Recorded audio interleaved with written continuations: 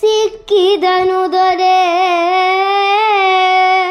ಒಪ್ಪುಗೊಟ್ಟರು ಚುಕ್ಕಿಗಳು. ಕೀಚಕನ ನೆಳಲಿರೆ ಸಿಕ್ಕಲಿ ಸುವನೆ ವಿರಾಟನೆನ್ನುತ್ತ ಬಲಬೆದರೆ. ಉಕ್ಕಿರಾತನ ಹೆಗಲು ಬೇವುದು ಮಕ್ಕಳಾಟಿಕೆಯಾಯ್ತು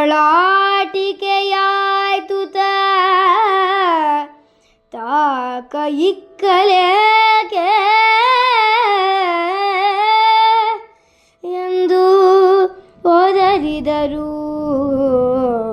ಮತ್ಸ್ಯನ ಸಹೋದರರು ಒದರಿದರು.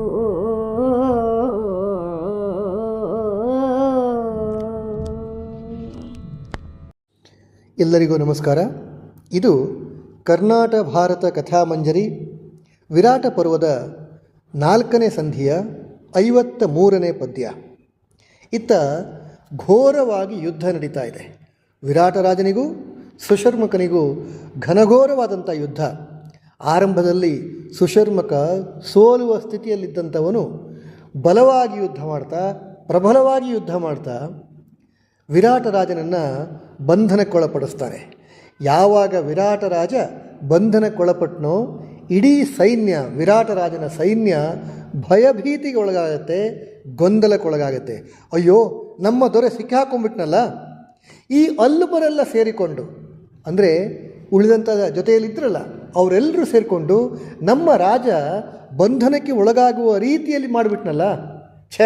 ಇಂಥ ಸಮಯದಲ್ಲಿ ಮಹಾಪರಾಕ್ರಮಿಯಾದಂಥ ಕೀಚಕ ಇದ್ದಿದ್ರೆ ಇಂದಿನ ಯುದ್ಧದ ಸ್ಥಿತಿಯೇ ಬೇರೆ ಇರ್ತಾ ಇತ್ತು ಅಂತ ಜೊತೆಯಲ್ಲಿರುವಂಥ ಸೈನಿಕರೆಲ್ಲರೂ ಕೂಡ ಮಾತಾಡ್ಕೋತಾರೆ. ಅಯ್ಯೋ, ಇಂತಹ ಸಂದಿಗ್ಧ ಸ್ಥಿತಿಯಲ್ಲಿ ನಾವೆಲ್ಲರೂ ಕೂಡ ಯುದ್ಧಕ್ಕೆ ಅಂತ ಬಂದ್ವಲ್ಲ, ಯುದ್ಧ ಅಂದರೆ ಮಕ್ಕಳಾಟಿಕೆ ಆಗ್ಬಿಡ್ತಲ್ಲ, ನಾವ್ಯಾಕೆ ಇದ್ರಲ್ಲಿ ಸಿಕ್ಕಾಕೊಳ್ಬೇಕಾಗಿತ್ತು ಅಂತಲೂ ಕೂಡ ಕೆಲವು ಸೈನಿಕರು, ಕೆಲವು ನಾಯಕರು ಮಾತಾಡಿಕೊಂಡ್ರು. ಬಲವು ಅನಾಯಕವಾಯಿತು,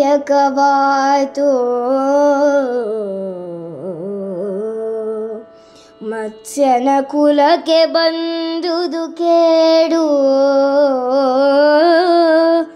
ಸುಮ್ಮನೆ ನಿಲ್ಲುವುದು ಅನುಚಿತ. ಭೀಮ ಬಿಡಿಸು ವಿರಾಟ ಭೂಪತಿಯ.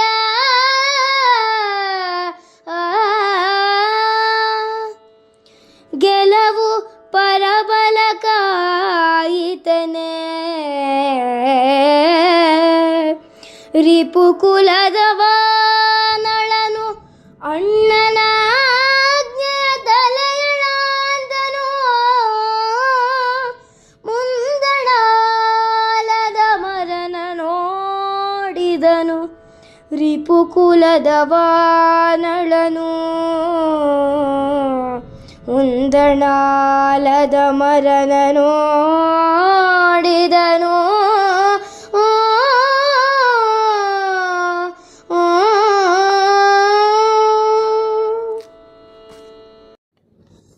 ಎಲ್ಲರಿಗೂ ನಮಸ್ಕಾರ. ಇದು ಕರ್ನಾಟಕ ಭಾರತ ಕಥಾಮಂಜರಿಯ ವಿರಾಟ ಪರ್ವದ 4ನೇ ಸಂಧಿಯ 54ನೇ ಪದ್ಯ. ಇತ್ತ ಭೀಕರವಾದಂಥ ಯುದ್ಧದಲ್ಲಿ ವಿರಾಟರಾಜ ಬಂಧನಕ್ಕೆ ಒಳಗಾಗಿದ್ದಾನೆ. ವಿರಾಟನ ಸೈನ್ಯಕ್ಕೆ ನಾಯಕರೇ ಇಲ್ಲದಂತೆ ಆಗಿದೆ. ಈಗ ಸಹಜವಾಗಿ ಜೊತೆಯಲ್ಲಿರುವಂಥ ಸೈನಿಕರು ಎಲ್ಲರೂ ಸಹ ಗೊಂದಲಕ್ಕೀಡಾಗಿ ಪೂರ್ತಿ ಸೇನೆ ಹಿಮ್ಮೆಟ್ಟುವಂಥ ಸಂದಿಗ್ಧ ಸ್ಥಿತಿ ನಿರ್ಮಾಣವಾಗುವಂಥ ಸನ್ನಿವೇಶ ಇದೆ. ಈಗ ಧರ್ಮರಾಯ ಯೋಚನೆ ಮಾಡ್ತಾನೆ, ಈಗ ಈ ಸೇನೆಗೆ ನಾಯಕರೇ ಇಲ್ಲದಂತಾಗಿದೆ, ಮತ್ಸ್ಯ ವಂಶಕ್ಕೆ ವಿಪತ್ತು ಬಂದಿದೆ. ಈಗ ತಾವು ಸುಮ್ಮನೆ ಇರುವಂಥದ್ದು ಸೂಕ್ತ ಅಲ್ಲ, ಅದು ಸರಿಯಲ್ಲ ಅಂತ ಯೋಚನೆ ಮಾಡ್ತಾನೆ. ಅದಕ್ಕಾಗಿ ಭೀಮನನ್ನು ಬಳಿ ಕರೀತಾನೆ. ಭೀಮನನ್ನು ಬಳಿ ಕರೆದು, ತಮ್ಮ, ಈಗ ನೀನು ಹೋಗಿ ಯುದ್ಧರಂಗದಲ್ಲಿ ಬಂಧನಕ್ಕೊಳಗಾಗಿರುವಂಥ ವಿರಾಟರಾಜನನ್ನು ಬಿಡಿಸ್ಕೊಂಡು ಬಾ. ಈಗ ನಾವು ಬಿಡಿಸ್ಕೊಂಡು ಬಂದಿಲ್ಲ ಅಂತಂದರೆ ಇಡೀ ವಿರಾಟನ ಸೈನ್ಯವೇ ಕಂಗೆಟ್ಟು ಹೋಗ್ಬಿಡುತ್ತೆ. ಅದಕ್ಕಾಗಿ ತಕ್ಷಣಕ್ಕೆ ಹೋಗಿ ವಿರಾಟ ರಾಜನನ್ನು ಬಿಡಿಸ್ಕೊಂಬಾ ಅಂತ ತಮ್ಮ ಭೀಮನಿಗೆ ಹೇಳ್ತಾನೆ. ಭೀಮನಿಗೆ ಯುದ್ಧ ಅಂದರೆ ಸಹಜವಾದ ಆಸಕ್ತಿ. ಆತ ತನ್ನ ತಲೆಯಲ್ಲಿ ಅಣ್ಣ ಹೇಳಿದಂಥ ಮಾತನ್ನು ಯೋಚನೆ ಮಾಡ್ತಾ ಅಣ್ಣ ಹೇಳಿದಂಥ ಮಾತನ್ನು ಶಿರಸಾವಹಿಸ್ತಾ ಆತ ಯೋಚನೆ ಮಾಡ್ತಾನೆ, ಈ ವಿರಾಟನ ಬಂಧನಕ್ಕೊಳಗಾದಂಥ ವಿರಾಟನನ್ನು ಬಿಡಿಸಬೇಕು, ಎದುರಿಗಿರುವಂಥ ವೈರಿ ಸುಶರ್ಮಕನನ್ನು ಸಂಪೂರ್ಣವಾಗಿ ಇಲ್ಲವಂತಾಗಿಸಬೇಕು ಅಂತ ಯೋಚನೆ ಮಾಡ್ತಾನೆ. ಅದಕ್ಕಾಗಿ ಹೇಗೆ ಹೋರಾಡೋದು, ಹೇಗೆ ಯುದ್ಧ ಮಾಡೋದು? ಭೀಮನ ತಲೆಯಲ್ಲಿ ಏನೋ ಯೋಚನೆ ನಡೀತಾ ಇದೆ. ಆ ಯೋಚನೆಗೆ ಪೂರಕವಾಗಿ ಆತ ತನ್ನ ಎದುರಿಗಿರುವಂಥ ಒಂದು ದೊಡ್ಡ ಆಲದ ಮರದ ಕಡೆಗೆ ನೋಡ್ತಾನೆ.